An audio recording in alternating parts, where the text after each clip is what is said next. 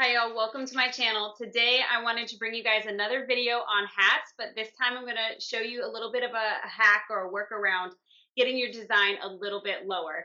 So I know that in my last video, that's one of the things that I've kind of always found disappointing when doing hats with my mirror from BAi is that I just couldn't get my designs close enough to the brim like I would like them to be. So I recently started kind of paying more attention to what other embroiderers are doing with their machines and found some tips and some tricks and some different workarounds to get your design to just be that much lower, just a little bit lower. What I'm not going to show you today is how to change the parameters on the computer on your BAi machine. I'm just going to show you how to kind of work around it. So this is kind of where I started. This is the lowest that my machine would allow me to stitch this design. So as you can see, there's quite a bit of a gap between my finger and the edge of the design there. This is where I take us to in the video, and I've pretty much closed that. I mean, it's just like one finger away from the brim of the hat. So I am very pleased with how these came out, and I just wanted to bring this video to y'all and show you just step by step how I work this. And this is my first time doing it, y'all. Like, I literally start with this hat. I showed you how it came out, and then like I work and walk you through the steps of how I figured out how to do this, just based on the things that I had seen on Facebook and the things I had seen other people doing. So I hope that you find this video helpful. But what I will also is just strongly encourage is that you learn how to embroider hats first with your machine before attempting to work around or take the parameters and push them to the next level. I know that when you're more of an experienced embroiderer, a lot of times we like to push the limits of those parameters, whether it's on our hoops or with our hat driver. But just make sure that you know what you're doing first, because hats are quite the accomplishment. There's a lot of different things with needle choice and tension and different things that you have to figure out first to be able to embroider hats well.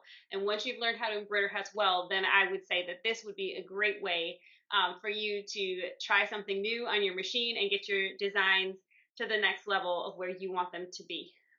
Just make sure that you know what you're doing first, so that if something does happen while you're attempting this, you'll know it's, oh, that's probably my fault, user error. It's because I pushed it too far, or whatever the case may be for you. But I hope that you find this video helpful as you walk along with me as I learn how to do this for the first time.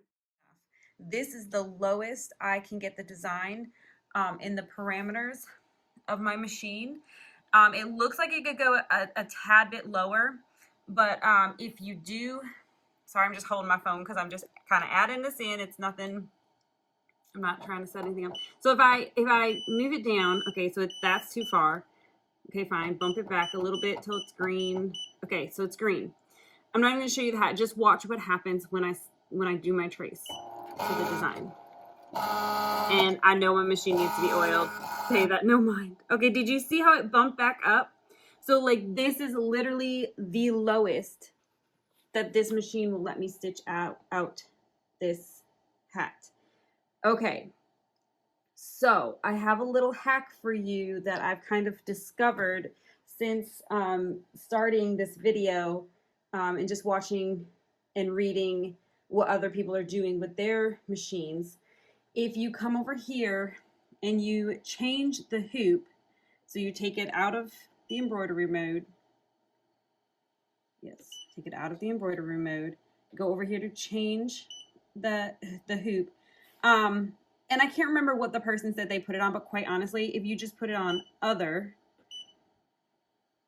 okay, it's gonna flip the design back, so make sure that you flip it back around for hats.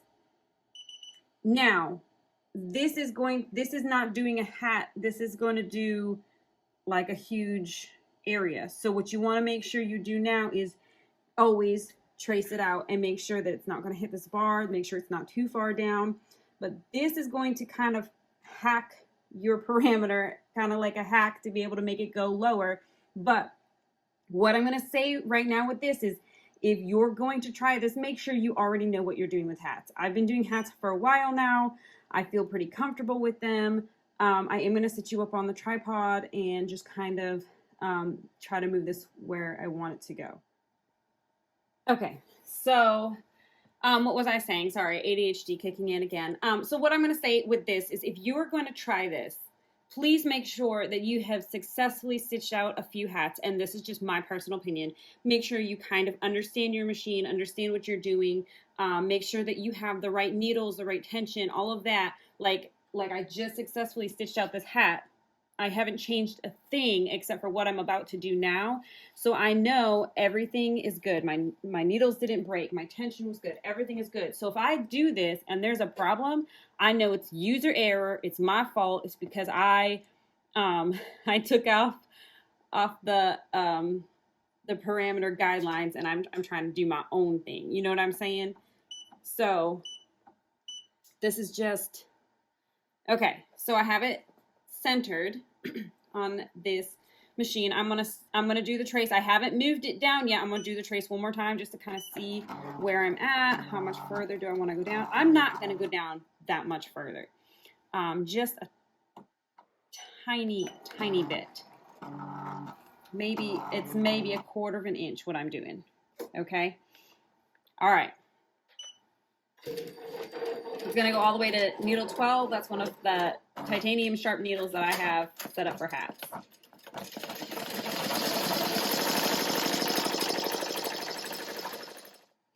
Okay, it just finished stitching out. I think it looks good. I have some strings that I need to trim, especially on this last needle. To be honest, I didn't go down that far because it's the first time I've ever done it, and I didn't want to mess up. And when you saw me do that trace, it looked like when I pulled down that bar, it was pretty much almost touching the bar that was on the bottom here. So I'm not sure if it's the design or the way that I hoop the hats, but I'm not seeing much of a difference at all, actually. I mean, to my naked eye, I do feel like this one, and I will clean those up. I just left those there for reference, so you know, like this is the one I just pulled off. I do feel like this one is slightly lower. But when I go to measure it, see, it's like the tip is right on that black line, right? So like right at an inch from the brim. And this one is basically the same. So, but anyways, I can play around with this some more. I can kind of keep pushing that limit and see how much lower I can get it. You do have to just keep in mind that, let me grab my other hat. So you do have to keep in mind that you have this bar here. So you're not going to be able to go too much lower without risking hitting this bar. But it does seem like there's no reason why I couldn't have gone lower. So I will just keep trying it out and seeing, without hopefully breaking any needles, what I can come up with. Okay, here I am. I'm just going to center this again. But other than that, I haven't gone up or down yet. This is where the last one stitched out. So that's how close it is to that bar. Pretty close. So we can try. I'm gonna try something.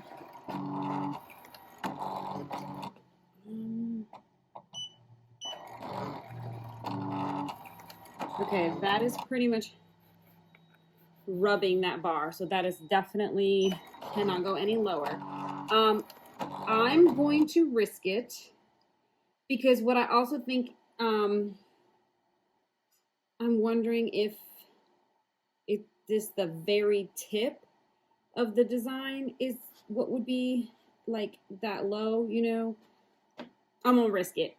All right, this is literally the lowest that I could possibly go with this design. Okay, because this is the lowest part of this design. Okay, so all of this is up higher.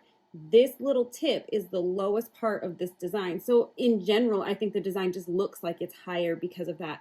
So if I can get that tip just to come down just a tad, you know, but what it's just that tip. So I think most of the design is going to clear that bar just fine. And it's not hitting the bar by any means. What's going to hit the bar is the back half of this. Again, please don't attempt this unless you actually know what you're doing. Because I definitely, like, I know the risk. I know that I'm doing something that could potentially break a needle or, you know, hit this bar. Like, I know what my risk is here. So, I think it'll be okay with this design, but you just got to know your machine. You got to know your design. You got to know what you're doing.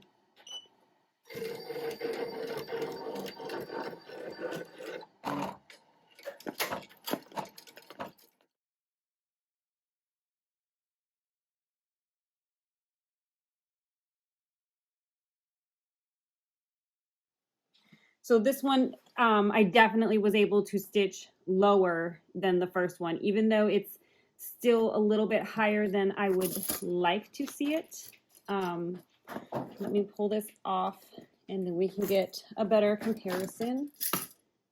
Okay, so I kind of left some strings so you can see the difference. Okay, this is the first one I stitched out. This was the second one I stitched out.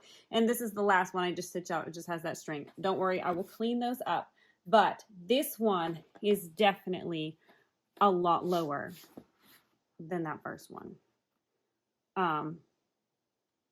And I think the placement is perfect. I like it. You know, it's about one little finger. See, this one has a lot more space. See that? You see that? So this one I think is absolutely, I think it's perfect. I have one more to stitch out. Like I said, this was a great opportunity for me to practice this little hack because, like I said, these hats aren't for anybody in particular. I'm about to do a vendor event, my first one ever. So I don't even know what I'm supposed to be bringing to a vendor event. I've got a few things, some shirts and stuff started, but I had these hats and I thought, well, why not? Bows are really popular right now. Let me just throw some bows on. Even if I sell them for $5 or $10, I'm making something instead of them just sitting on the shelf, not making me any money whatsoever. So I'm not sure what I'm going to sell them for. I'm just going to throw them in. But I have one more, so I will just stitch it out exactly the same as this one. And if you're just glancing at them sitting on a shelf, I don't really think that they look that much different. I'm going to sell them all the same. But definitely was a great opportunity to practice this. I hope that this helps you, encourages you. Like I said, because I maybe was a little discouraging with the mirror and hats and said, you know, it's not the best machine for hats. And I still stand by, if hats is all that you do, I would strongly suggest you look into the vision because I have heard that it's better for hats. I don't know from personal experience. So go ahead and ask around about that. But if the mirror is more your price point, I mean, I'm very confident in the hats that I produce, and now knowing that I can kind of tweak this and do this little hack, because that was really just my biggest complaint was that, especially because my husband is very particular and he helps me place things sometimes, and that's always his complaint too is, oh, I want it lower. I can't go lower. Well, now I figured out a way that I can go a little bit lower. Just know your risk, know your machine, know how to do hats before you try this would be my suggestions, but I hope this helps.